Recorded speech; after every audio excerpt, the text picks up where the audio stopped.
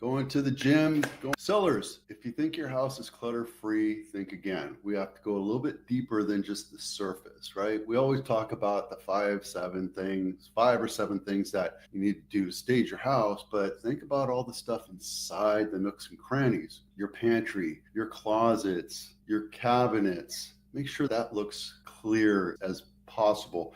And that's what this article is about right here.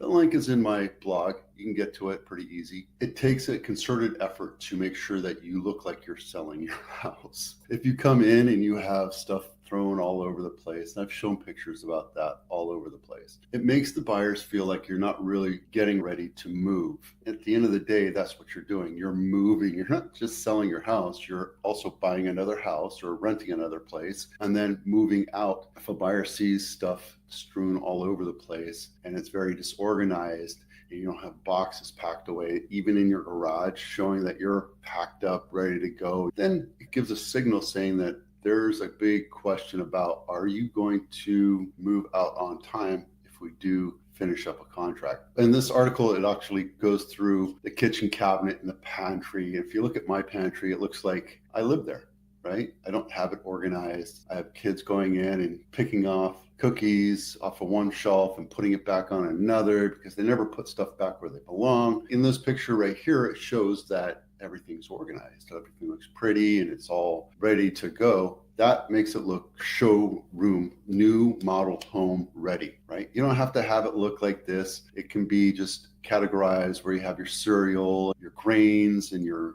cans all in the same area. Some of your smaller appliances like a frying pan and your waffle iron, toaster, that kind of stuff stacked away where it belongs. Make it look like it belongs. It's the same thing. Your cabinet drawers, your pullouts, the ones you look into, make it look like you're ready to move. If you look at my cabinets, you have pots and pans all mixed together. There's dirt under there. I have to clean that out once in a while. So if you give every area, every cabinet, every pull-out drawer, every pantry or closet a purpose and make it look organized and clutter-free, it's going to be more appealing to the buyer. And this is a great photo, right? If you imagine having a photo of your pantry in your MLS photo, that would knock the socks off of a lot of buyers. If you come in and stage a house, make it look like a model home, and then go into your pot drawer and it's random and it looks filthy, it's going to turn off the buyer. Same thing with your oven and microwave, make sure that's clean. Little things go a long way. I suggest if you're thinking about selling your house here pretty quick, take a look at this article and also download the home inspection checklist. Get your repairs done as quickly as possible. Make sure you disclose any repairs, any kind of remodeling that you've done. Even if you do a switch or a new outlet, make sure you tell them, hey, look, I did this. I replaced my closets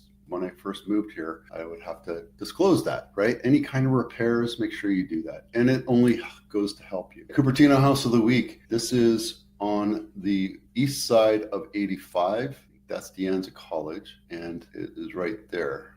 I used to live right here. These are townhouses, and De Anza is right here. This house is not my listing, $3.2 million, Corey Court. 3-bedroom, 2.5 bath, 1,980 square feet, built in 1987. It's a pretty house. Wow. Now that is an entertainment system. Not a big fan of the dark brown. This is a beautiful house. This one's going to sell pretty quick. Feels like they recently updated a lot of these things. So interested in looking, let me know.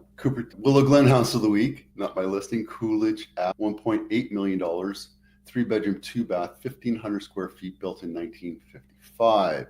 And it is walking distance to Lincoln Ave. Let's take a quick look at the pictures. I would call this a ranch bungalow. I think it's a pretty standard layout here. That looks really crowded to me, but maybe that's just the way they designed it. Love the wood floors. It looks like they didn't really update the bathroom too much. Looking at those floors, I think those are laminate. Let's go take a look. Brick patio and nice, pretty basic house. Only $1.8 million. Luxury home of the week. Hillsborough, Jackling Drive, not my listing, $40 million, 11 bedrooms, 10 and 5 half baths. Every nook and cranny has a bathroom. 18,553 square feet, built in 1929. I think this is a mansion. There you go. That's where it is in Hillsborough. Let's take a look at the pictures. Stately. This thing's gorgeous. Looks like French Revival. A nice library, the reading room. Wow.